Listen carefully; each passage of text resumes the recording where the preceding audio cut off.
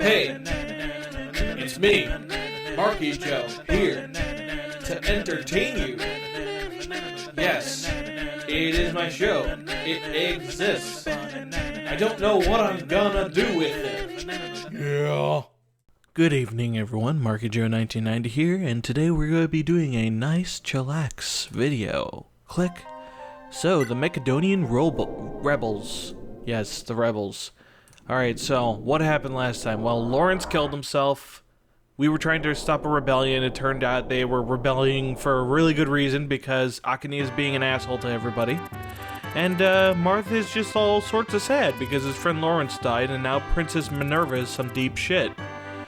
After the War of Darkness, oh, yeah, so, Minerva restored Macedonia back to being a good place after Michiel, or Michalis, or whatever the fuck you call him, fucked everything up.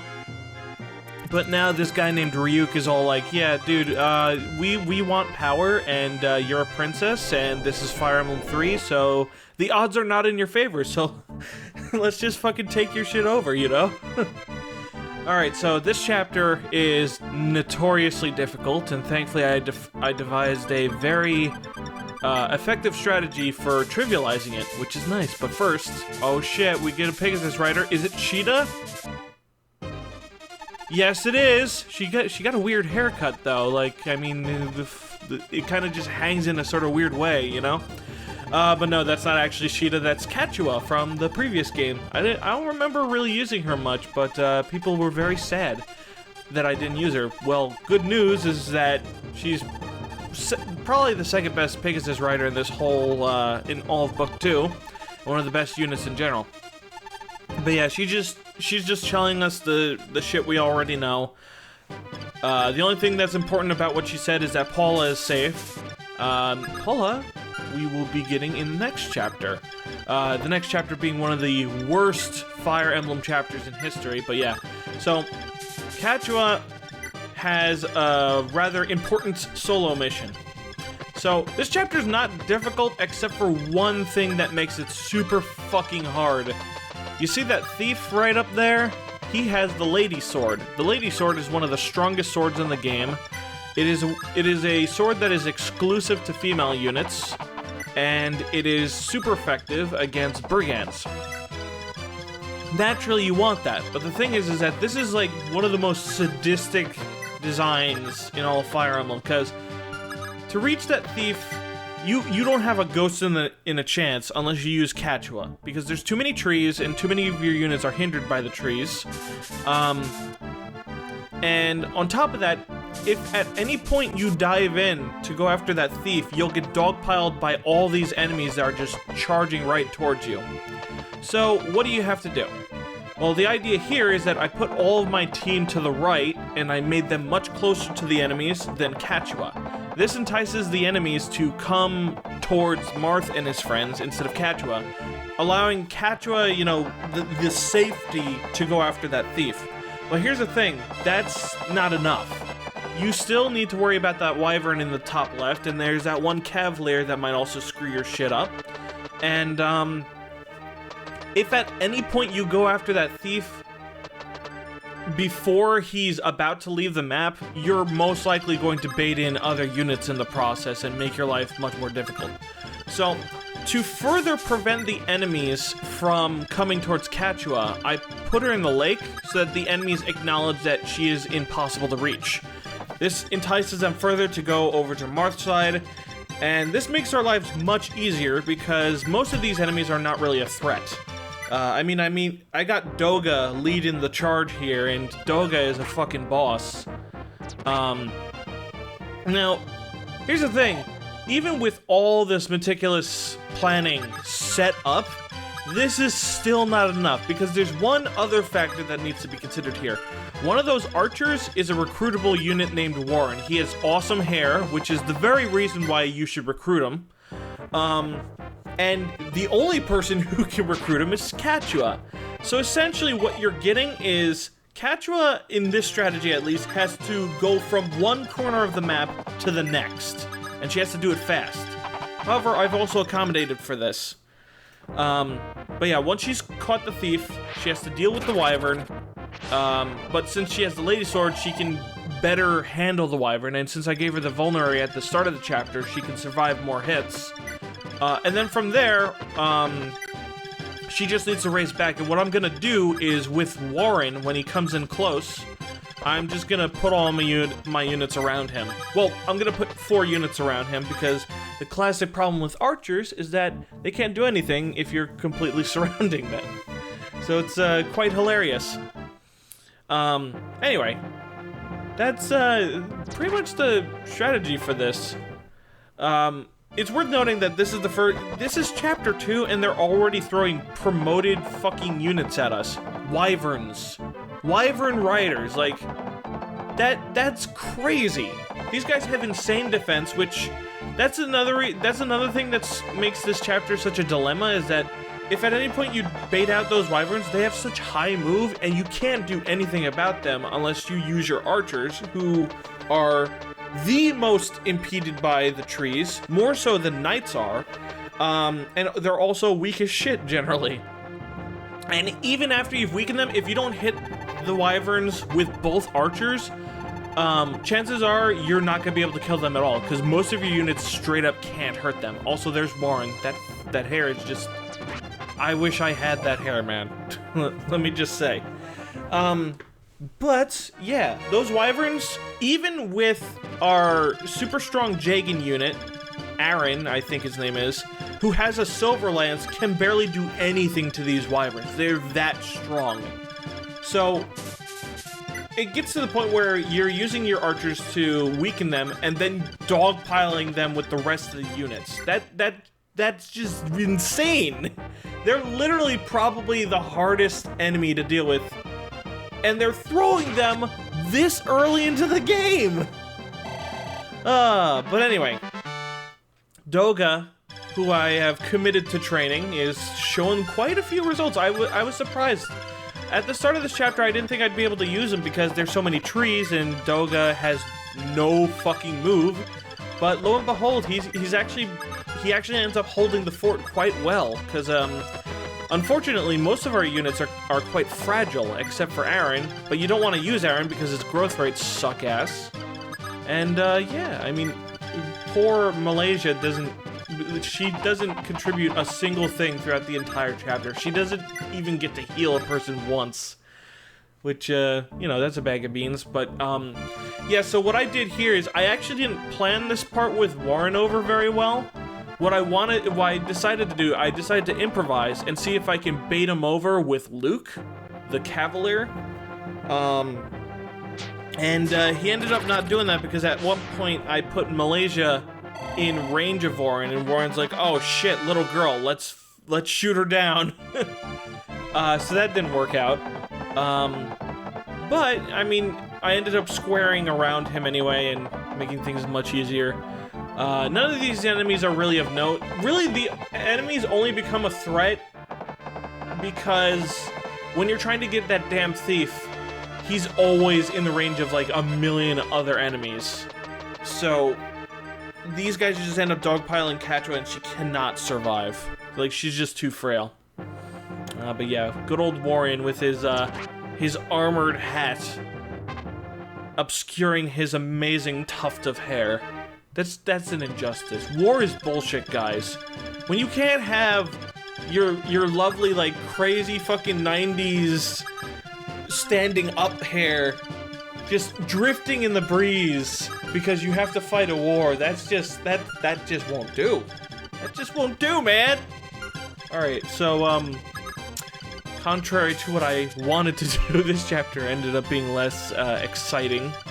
I mean, less chill as before. It's also worth noting, I've run out of shit to say. I came into this being like, okay, it's 24 minutes, and, you know, I could have edited most of that, but I wanted to show you my whole strategy, and, yeah, that didn't work out. So, now I need to fill in this time. So I guess I'll start by saying that, oh shit, Marth, calm yourself, jeez. Marth actually ends up sweeping up a good number of these enemies. Marth is such a good unit in Book 2. Like, he just doesn't give any fucks. Once you give him a steel sword, he just wrecks the shit out of everything. But anyway, I don't visit those houses until the end of the chapter, by the way, which is funny because all they do is pretty much tell you how to deal with the chapter. I ended up dealing with it the way that I did, which was pretty much how they wanted you to do it. Anyway, so I've been playing Fire Emblem Fates lately. I decided to do the Conquest route on Lunatic on casual. Now, as I stated before in the previous video, I personally think that the newer Fire Emblem games should be played on casual because they tend to have too many factors that come into the way of like playing the game the way Shozo Kaga intended. Older Fire Emblem games were designed around imperfection, so if you made mistakes, you could still get through the game. But I feel like in Conquest, some units are just simply way too crucial, and other units, like, even if they're not crucial, they might still give you a child. Like, if you lose a male unit in that game, you're losing basically 2 units. The male and his, like, daughter or son. But yeah, like, that's why I recommend playing Fates on casual, because, like, stuff like that, like, failure is too punishing in the newer Fire Emblem games, and the games are also designed around you making, like, perfect fucking decisions. So don't be afraid of playing on casual. But yeah, so I was playing it on casual, and throughout my playthrough, I was like, wow, this is really well thought out. Like, all these enemies have these, like, interesting skills that keep you on your toes, and you have to very carefully think over your strategies. And then after a while, it got, like, way too ridiculous. Like, many people know that Chapter 17 is really terrible. Now, it was actually easier for me on Lunatic than it was on my first playthrough on normal. Oh, and there's Warren, he's coming after Malaysia. And the reason why is because I had a super powerful Xander or Marx, I keep forgetting his name, and he was paired up with Effie, and none of the enemies would actually attack him because he had so much defense. So all the ninjas that would normally debuff him and use their poison strike skill just wouldn't attack him, so I just had free reign over attacking the enemies, and since he could kill them in one hit, they wouldn't get to counterattack, debuff his stats, and make him susceptible to being killed. Which, you know, that really worked out. But by the end of the chapter, the chapter put you up against this impossible fucking boss who has this insane dodge rate and a weapon that debuffs you, and he's just way too unreasonable to fight. He has 2 shurikens, one that deals a shitload of base damage, and the other one that attacks your resistance, so it's like there's no way to attack him safely, essentially. And it's times like those that I really wonder what the designers were thinking. There was another chapter in that game where if you marry Xander, I married him with Effie, and you unlock the Paralog chapter where you have to save Xander's son from a bunch of the Invisible Men. And I also found this chapter really unreasonable. And throughout, I attempted it many times throughout the course of the game, and then it just became clear to me that there was no reasonable way to complete it, because here's how it works, alright? What you need to do is there are dragon veins across the map that will shut down lakes that spawn enemies. And the enemies spawn every turn, and usually in large clusters, but they're very strong and they don't give you experience. So you can't easily reach these lakes at all, unless you want to risk getting your shit wrecked, which is really lame. And after a while, throughout the playthrough, there came a point where my units just did not have the parameters to handle things anymore, because I don't consider myself good at EXP management. So what I did is I ended up taking Selena, who is married to Arthur, and I just gave her every possible stat up item, and that managed to make things much easier. I got up to chapter 25. Eventually, I got Siegbert in that paralogue chapter with the lakes and shit, but mainly because Selena was so overpowered. And even then, it was still a struggle, and I still managed to lose like 1 unit or so. Thankfully, it was on casual, but at that point, I was just like, alright, I don't want to have to redo this enormous fucking, like, escapade of a chapter. That's the problem with a lot of newer Fire Emblem games, too, is that sometimes the chapters are way too complex or long, that, like, if you lose a unit, then it's so ridiculous because you lost like 20 fucking minutes of your life, and it just, if it keeps happening over and over again, it just takes up so much of your time, and it's just a bag of beans, you know? At least with the older Fire Emblem games, like there's a lower skill floor. Like I feel like the older games are easier than the newer games. With some exceptions, of course, but the older games give you a lot more freedom. There's a lot less pressure, and there's also less, like, there's less obligation to keep units alive. So you don't have to restart as much, and it's less frustrating, even despite all the bullshit in these games. I mean, I still think Fire Emblem Fates, my opinion of Fire Emblem Fates Conquest has changed a bit. I have a bit of a more positive opinion of the gameplay. One of the reasons why I wasn't so receptive, I assumed that I didn't like Fire Emblem Fates, mainly because I only played each path once and felt no desire to play any of the paths again. But I will say that after replaying Conquest finally, which took me a while to finally get to it, I do appreciate it more. I'm not sure I'm gonna replay it again, though. I don't know. I got up to chapter 25. I don't know if I'm even gonna complete my playthrough, because it really is getting to the point where I'm just like, alright, game, now you're just expecting stupid shit. And it feels like it's less strategy and more just a war of stats at this point. And I don't like when it becomes a numbers war, you know? But I guess part of the strategy of the game is keeping up, it's that perpetual arms race with the enemy, you know? Keeping your stats up so that the enemies never keep up and things stay reasonable. So I guess in that sense, the game does have a lot of strategic planning. It's just that I've never been fond of that way of design.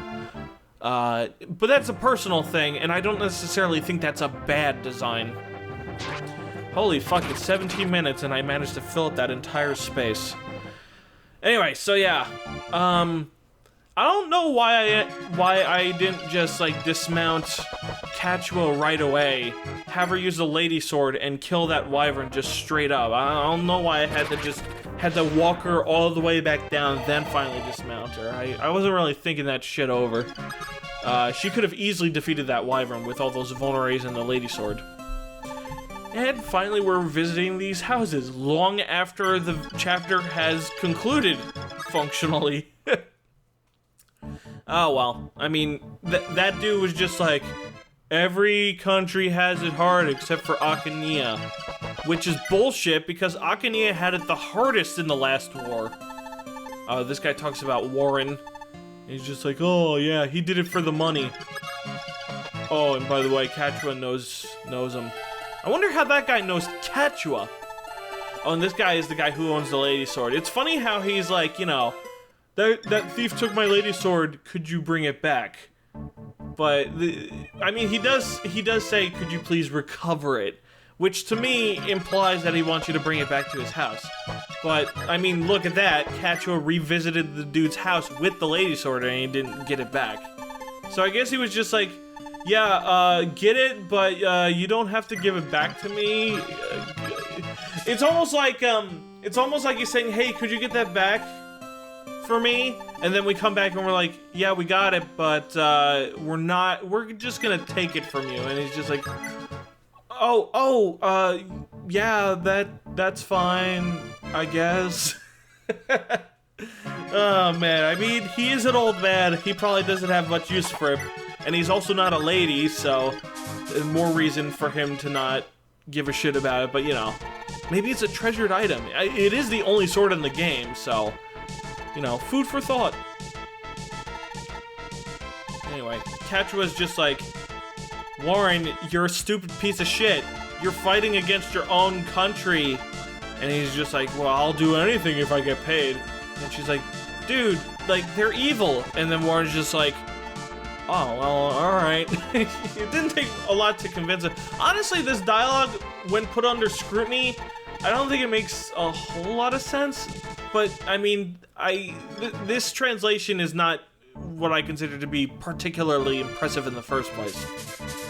Oh, yeah, this was funny. I started to rush upwards, and I didn't realize I put Cecil in this Macedonian's range.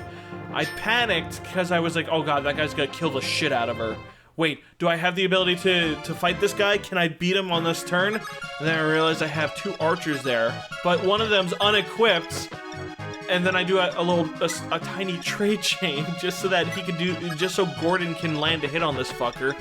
I was not happy about this because I didn't want to use Gordon to fight the guy, you know? Because I'm trying to train up Ryan. Cause, you know, I want to see if he's good, which he's not, but I mean, well, we'll see what happens, I guess. And, oh, that's Malaysia's one contribution to the entire chapter right there. Taking part in a trade chain instead of using her fucking staff. Oh, it's so ironic. Actually, is it? I need to figure out what ironic actually means. Because this is something that I noticed is that people, like, a lot of people say that people don't know what irony means. And now I'm thinking to myself, did I use it correctly? You know. Oh yeah, this guy has a Knight Killer, which, it's not super effective against armor knights, but super effective against horse knights. Like anybody who's on a horse. Unless you're a Pegasus rider. Apparently you're immune to that shit. I don't fucking get it, but there you go. This guy's pretty rough, but thankfully I have 2 archers prepared, a lady sword user, a silver lance, and a doga right in his fucking face. So, yeah, this guy is pretty much beans in a can. He's done. Oh, look at that damage. It's so satisfying when you hit a wyvern in this game with an archer. I don't know what it is, but like the way the archers, like the archer animation in this game is strangely satisfying because it